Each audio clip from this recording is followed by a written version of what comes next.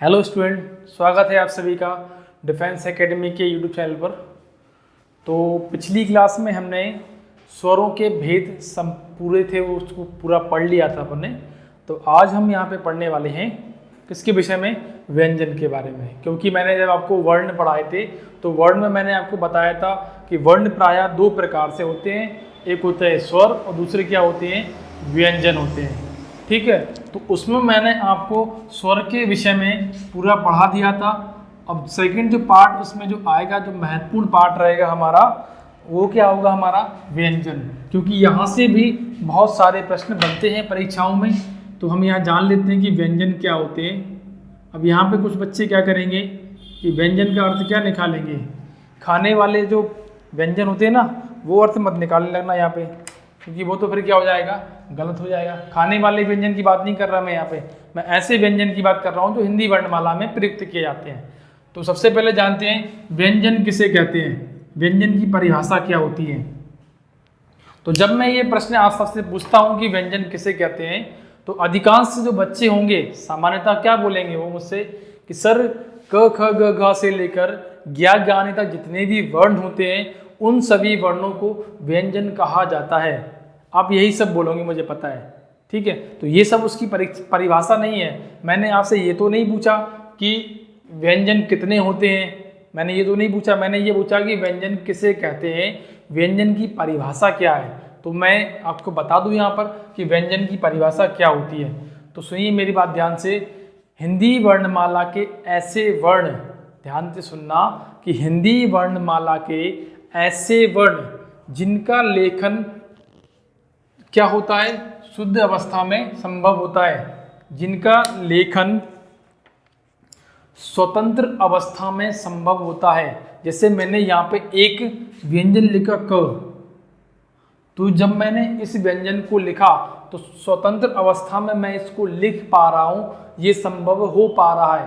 परंतु जैसे ही मैं इस का अपने मुख के द्वारा उच्चारण करूँगा तो क्या निकलेगा, मैंने उच्चारित किया क, तो का से उच्चारित होकर क्या स्वर निकला, का से उच्चारित होकर क्या स्वर निकला, अ। यदि मैंने यहाँ लिख दिया बड़ा का, तो क्या स्वर निकलेगा, बड़ा आ का स्वर निकलेगा। तो परिभाषा क्या बनती है, हिंदी वर्णमाला के ऐसे वर्ण जिनका लेखन स्वतंत्र अवस्था में संभव हो एवं जब हम इनका उच्चारण करते हैं अपने मुख से तो हमें स्वरों की आवश्यकता होती है, उसे अपन क्या कहते हैं, व्यंजन कहते हैं। अर्थात व्यंजनों का यदि हमें उच्चारण करना है तो स्वरों की आवश्यकता होगी ही होगी। आप कोई भी बात, जैसे मैंने यहाँ पे लिखा कमलेश, मैंने एक शब्द लिखा यहाँ पे कमलेश, जैसे हमने यहाँ पे लिखा कमलेश, तो का में काय का स्वर निकल रहा है, आ का, इसमें भी काय का निकल रहा है, आ का, इसमें ए का स्वर निकल रहा है और इसमें क्या का निकल रहा है, आ का। तो जैसे ही मैंने इसको उच्चारित किया तो स्वरों की अब मुझे क्या पड़ने लगी, आवश्यकता। और जब मैंने इसका लेखन किया तो लेखन स्वतंत्र अवस्था में हो पा रहा है, संभव हो पा रहा है, परंतु अधिकांश जगह पर स्वरों की आवश्यकता भी होती है हमको व्यंजन को लिखते समय जब हम शब्द का निर्माण करते हैं। ठीक है, तो परिभाषा क्या याद रखोगे, व्यंजन क्या होते हैं कि ऐसे वर्ण जिनका लेखन स्वतंत्र अवस्था में संभव हो परंतु उच्चारण करने के लिए स्वरों की आवश्यकता हो, उसे व्यंजन कहते हैं या फिर उन्हें व्यंजन कहते हैं। ठीक है, इसका एक मोस्ट इंपोर्टेंट प्रश्न बनता है स्वर का, क्या व्यंजन का प्रश्न क्या है, क्या प्रत्येक व्यंजन में स्वर उपस्थित होता है। आंसर क्या होगा, हाँ या ना, हाँ, क्योंकि प्रत्येक व्यंजन में एक स्वर क्या होता है, सम्मिलित होता है उच्चारण के आधार पर। तो एक प्रश्न यहाँ पे बनता है, तो यहाँ पे क्या लिखोगे आप कि प्रत्येक व्यंजन में एक स्वर उपस्थित होता है, प्रत्येक व्यंजन में एक स्वर होता है। ठीक है, परीक्षा में अब पूछा जाता है कि शुद्ध स्वर, शुद्ध स्वर नहीं होगा वो, शुद्ध व्यंजन किसे कहते हैं। परीक्षा में क्या पूछेगा हमसे वो कि शुद्ध व्यंजन किसे कहते हैं। ये तो व्यंजन कैसा बता दिया, ये मैंने एक ऐसा व्यंजन बताया है जिसमें स्वर सम्मिलित है। यदि मैंने यहाँ पे इसको रफ कर दे रहा हूँ मैं, यदि मैंने यहाँ पे लिखा, एक जगह मैंने लिख दिया यहाँ पे ख, क्या लगा मैंने बच्चों, खा लिखा, और यहाँ पे मैंने क्या लिख दिया ख, और खा में क्या लगा दी मैंने, हलंत लगा दी है। यदि इस खा को मैंने लिखा है तो इसका अर्थ क्या है, इसमें आ का स्वर निकलेगा। क्या निकलेगा, आ का स्वर निकलेगा। और यदि इस खा को मैंने लिखा है तो इसमें आ का स्वर नहीं निकलेगा। ठीक है, तो कहने का तात्पर्य क्या है, यदि किसी वर्ण के नीचे हलंत लगा हुआ है, यदि किसी वर्ण के नीचे हलंत लगा हुआ है तो उस वर्ण में मात्रा नहीं लगी है, उस वर्ण में स्वर का प्रयोग नहीं हुआ है, अर्थात ऐसा स्वर क्या होगा, शुद्ध व्यंजन होगा।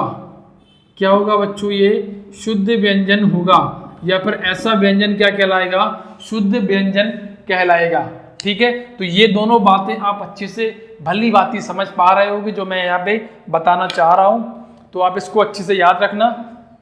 व्यंजन की परिभाषा मैं आपको बता चुका हूँ। तो अब आगे हम क्या पढ़ेंगे, व्यंजन के भेद या फिर प्रकार। तो इसको मैं रफ कर दे रहा हूँ, आप इसका स्क्रीनशॉट ले लेना या फिर इसको कॉपी में बाद में लिख लेना, वीडियो को बाद में भी देख सकते हैं, कोई ऐसी दिक्कत नहीं है। ठीक है, तो अब आगे हम इसमें क्या पढ़ेंगे, व्यंजनों के भेद। व्यंजनों के भेद। अब व्यंजनों के भेद कितने प्रकार से होते हैं, तो सबसे पहला अपन यहाँ पे कौन सा जानेंगे व्यंजनों के भेद के बारे में। सबसे पहला हेडिंग क्या लिखेंगे अपन, सबसे पहला जो हेडिंग इसमें रहेगा, उच्चारण के आधार पर, उच्चारण के स्थान के आधार पर व्यंजनों के भेद। लिख लेना पूरा इसको, व्यंजनों के भेद। तो ये जो भेद होते हैं उच्चारण के स्थान के आधार पर, यह मुख्य रूप से 5 प्रकार से होते हैं। कौन कौन से होते हैं, मैं यहाँ पे नाम लिख दे रहा हूं। पहला क्या होता है, कंठय व्यंजन। पहला व्यंजन क्या होता है स्टूडेंट्स, कंठय व्यंजन। अरे रे सही लिखा जा,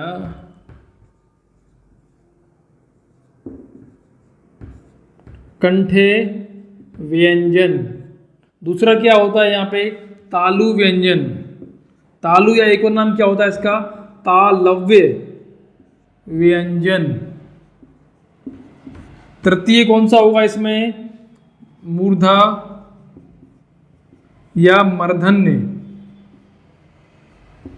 व्यंजन। चतुर्थ कौन सा होगा, दंते व्यंजन। अंतिम और जो पंचम वाला होगा अपना, वह क्या होगा, ओष्ठ्य व्यंजन।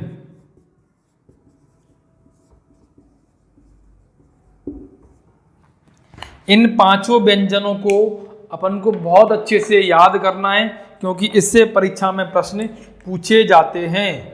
ठीक है, तो चलो जान लेते हैं कैसे कैसे इनके नाम होते हैं। तो देखो सबसे पहले क्या होता है, इन 5 व्यंजनों के जो नाम है, इन सभी को एक साथ लिखने पर किस नाम से जानते हैं, स्पर्शी व्यंजन। नाम क्या होता है बच्चों, स्पर्शी व्यंजन। तो ये बात आप याद रखना। या एक और नाम क्या होता है इसका, वर्गीय व्यंजन।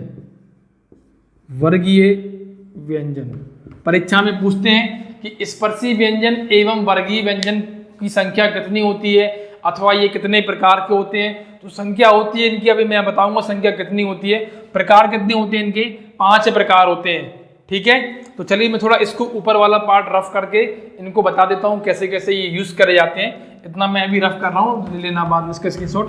तो जान लेते हैं ये कैसे कैसे इनको लिखा जाता है। तो सबसे पहले मैं यहाँ बात करता हूँ पहले वाले पार्ट की।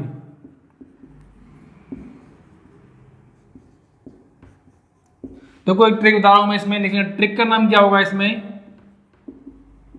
कचट तप। क च ट त प, ये आपको याद रखना है, क चट तप। ठीक है, तो का से पहले क्या हो जाएगा, इसमें नंबर लिख लेना यहाँ पे, ये पहला, बाद में काम में आएगा ये सब।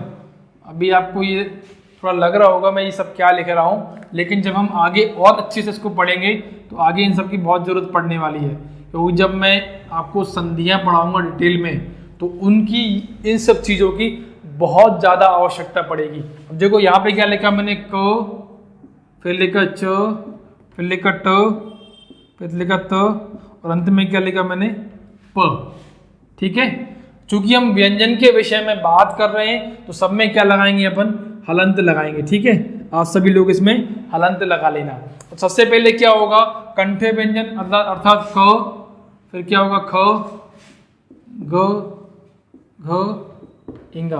अब मैं जल्दी जल्दी फटाफट ले देता हूं मैं इसको, थोड़ी देर आप चुप रहना। ठीक है, त, च, छ, ज, झ, व, ट, ठ, ड, ढ, अण, त, थ, द, ध, न, प, फ, ब, भ, म। सभी विद्यार्थी क्या करेंगे, इसमें हलंत लगाएंगे।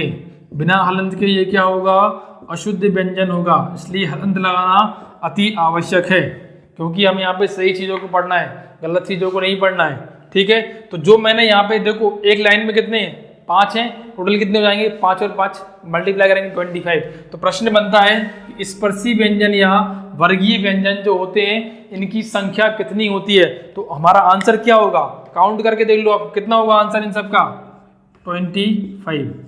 ठीक है, याद रखना आप। और पूछेंगे कि स्पर्शी व्यंजन या वर्गीय व्यंजन कितने प्रकार से होते हैं, तो कितने प्रकार के होते हैं, ये 5 प्रकार से होते हैं, जो मैंने अभी आपको नाम यहाँ पे लिखवाए हैं। तो अब जान लेते हैं अपन, पहला क्या लिखा है, कंठे व्यंजन कौन कौन से, क, ख, ग, घ, ये वाला की लाइन क्या कहलाएगी, कंठे व्यंजन, अर्थात का से लेकर इंगा तक क्या होंगे, कंठे व्यंजन। तालव या तालु व्यंजन, चा से लेके वहां तक। मूर्धा या मूर्धन्य व्यंजन, टा से लेकर अड़ा तक। दंत्य व्यंजन, ता से लेके न तक। ओष्ठी व्यंजन, पा से लेके मा तक। टोटल कितने हो गए, 25 हो गए। तो मैं इन सब की डेफिनेशन और बता देता हूं आपको यहाँ पर। सबसे पहला जान लेते हैं कंठे व्यंजन किसे कहते हैं। तो देखो इसकी परिभाषा क्या होगी कंठे व्यंजन की, सुनिए ध्यान से, कि ऐसे व्यंजन, सुनना ध्यान से, हिंदी वर्णमाला के ऐसे व्यंजन जिनको यदि अपन क्या कर रहे हैं, उच्चारण कर रहे हैं, जिनको उच्चारण करने पर उसका जो ध्वनि निकलेगी कहाँ से निकले, कंठ से निकले। तो ऐसे व्यंजन जिनका उच्चारण कंठ से होता है उन्हें अपन क्या बोलते हैं, कंठे व्यंजन कहते हैं। इनकी संख्या होती है 5, क, ख, ग, घ, इंगा। इतनी अपन को इसमें याद रखना है। और ये नंबर भी याद रख लेना कि पहले स्थान पर ये लाइन है, दूसरे स्थान पर ये, तृतीय पर ये, चतुर्थ पर ये और पंचम पर ये। अभी सिर्फ इसको ऐसे कैसे एज इट इज याद कर लेना, क्योंकि अभी थोड़ी देर बाद जो नेक्स्ट क्लास होगी अपनी आने वाली, उसमें ये बात आपको बहुत अच्छे से समझ में आ जाएगी कि मैंने इसको ऐसा क्यों लिखा हुआ है। तो दूसरा पढ़ते हैं अपन, तालु या तालव व्यंजन।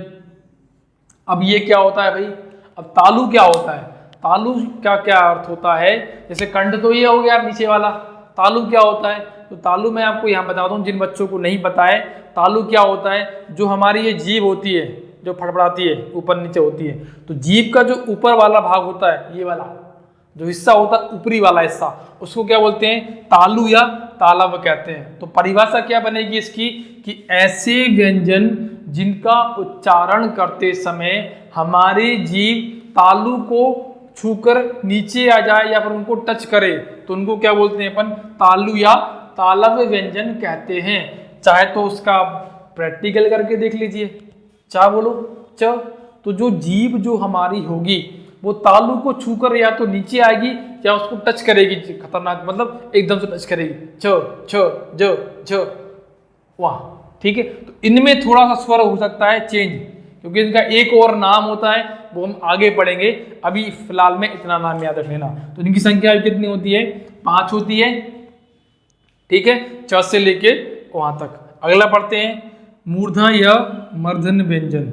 अब ये क्या होते हैं भाई, तो ये जान लेते हैं। इनका क्या होता है, जीवा से होता है। जीभ मतलब क्या होती है, हमारी जीभ ये वाली, इससे अपन बोलते हैं। तो परिभाषा क्या बनेगी, ऐसे व्यंजन जिनका उच्चारण जीभ का जो अग्रभाग होता है, हमारा जो टोन होती है, उसके आधार पर होता है। जैसे मैंने ट बोला तो वैसे मान लो ये मेरी जीभ है, आपकी भी होगी ऐसी, ठीक है। तो ये जो अग्रभाग है वो पहले जैसे हम इनका उच्चारण करेंगे तो जो आगे वाला भाग होगा ये पहले हल्का सा क्या होगा, ऐसे पीछे जाएगा, और जैसे ही आप उच्चारित करो क्या होगा, ये ऐसे फिका कर क्या आएगा, आगे की ओर आएगा। चाहे तो आप उच्चारित करके देख लो, टा बोलो तो धीरे से बोलो ट, तो जीभ पहले हल्की सी पीछे मुड़ेगी, जीभ का अग्रभाग, और फिर धड़ाम से क्या होगा, आगे की तरफ फेंका जाएगी। तो ऐसे व्यंजन जिनका उच्चारण जीभ के अग्रभाग के आधार पर पीछे जाकर लुढ़कते हुए आगे आकर होता है, उन्हें अपन क्या बोलते हैं, मूर्धा या मूर्धन्य व्यंजन बोलते हैं। इनकी संख्या भी 5 होती है, टा से लेके कहाँ तक होती है, अणा तक होती है, ठीक है। चलिए अगला पढ़ लेते हैं, दंत्य व्यंजन। ऐसे व्यंजन जिनका उच्चारण जब हम करते हैं तो जो हमारी जीभ होती है वो दंतों क्या करती है, स्पर्श करती है, छूती है, तो उन्हें अपन क्या बोलते हैं, दंत्य व्यंजन बोलते हैं। इनकी संख्या कितनी होती है, 5 होती है, त थ द ध और न, ठीक है। अंतिम पढ़ लेते हैं ओष्ठ्य व्यंजन। अब ये क्या होता है भैया, ओष्ठ मतलब क्या होते हैं, हमारे ओठ, ओठ होते हैं ना। अब इनकी थोड़ी बहुत खतरनाक परिभाषा है मेरे पास, देखना इनको बताता हूँ प्रैक्टिकली। जब तक ओठ नहीं मिलेंगे दोनों आपस में, मेरी बात का गलत अर्थ मत निकालना, मैंने क्या कहा, जब तक दोनों ओठ हमारे आपस में नहीं मिलेंगे, जब तक हम इनका उच्चारण नहीं कर सकते ओष्ठ्य व्यंजन का। चाहे तो आप इसको पढ़ के देख लो, जब मैंने पा बोला, पा, तो पा में क्या होगा, मेरे ये दोनों ओठ होंगे प, वो दोनों आपस में चिपकेंगे अर्थात मिलेंगे और फिर ऊपर जाएंगे। देखो प, यदि आप उच्चारित कर सकते हो तो मुझे करके दिखा दो, पा का उच्चारण बिना दोनों ओठों को मिलाए हुए, ठीक है। ऐसा होगा ही नहीं, आप ऐसे करके फाड़ने मत लगना उनको, ठीक है। सामान्यतः उच्चारित करके देखना जैसे मैं बता रहा हूं यहाँ पर। तो प, फ, फिर ओठ मिले ब, ब, म, ठीक है। तो ऐसे व्यंजन जिनका यदि हम उच्चारण कर रहे हैं तो दोनों ओठ आपस में क्या हो जाए, मिल जाते हैं, तो उनको अपन क्या बोलते हैं, ओष्ठ्य व्यंजन कहते हैं। इनकी संख्या भी होती है 5, प, फ, ब, भ, म। तो ऐसे करके आज हमने जाना उच्चारण के स्थान के आधार पर व्यंजनों के भेद, जो कि होते हैं 5 प्रकार के, कंठे, तालु, मूर्धा, दंत्य और ओष्ठ्य। इनकी संख्या होती है 5, इनको अन्य 2 नाम से जानते हैं, ठीक है। तो इतनी बात आपको इसमें याद रखना है फिलहाल में। आगे की क्लास में अपन पढ़ेंगे और जो टाइप हैं इसके व्यंजन के, क्योंकि अभी बहुत सारे हैं, ठीक है। टोटल वर्णमाला में कितने होते हैं, हमारे जो वर्ण होते हैं कितने होते हैं, टोटल 52 होते हैं। कितने होते हैं साथियों, 52 होते हैं। मैं आपको यहाँ में बताऊंगा अब कैसे 52 होते हैं। चाहे तो आप चैलेंज ले लो मुझसे ये इस बात का कि हिंदी वर्णमाला में यदि आपके पास पहाड़ा हो, कोई भी पुस्तक हो, कहीं से भी निकाल के ले आओ, मुझे 52 वर्ण बता दो कहाँ पे लिखे हुए हैं, पूरे बता दो कैसे होते हैं। अभी तक मैंने कितने पढ़ा दिए आपको, देखो मैं आपको प्रूफ दूंगा यहाँ पे, ऐसी बात नहीं प्रूफ ना दूं। अभी तक मैंने आपको क्या पढ़ाए, 13 स्वर पढ़ाए टोटल सामान्यतः स्थिति पर, और ये क्या पढ़ा दिए मैंने, 25 ये पढ़ा दिए। तो काउंट कर चलो क्लास 7 में, ये कितने हुए 8, और ये कितने होगा 3, 38 मैंने अभी आपको पढ़ा दिए हैं। मुझे कितने करना है, 52। आप मुझे निकाल कर बताना 52 कैसे होते हैं, और मैं फिर बताऊंगा कि ये कहाँ से आते हैं। पूरा पहाड़ा खंगाल लेना, पुस्तक खंगाल लेना, मिल जाए तो कमेंट कर देना, बहुत अच्छी बात है, और नहीं मिली तो फिर पढ़ेंगे अगली क्लास में, ठीक है। तो आज के लिए इतना ही। इस क्लास को अच्छे से पढ़िए और ज़्यादा से ज़्यादा शेयर कीजिए।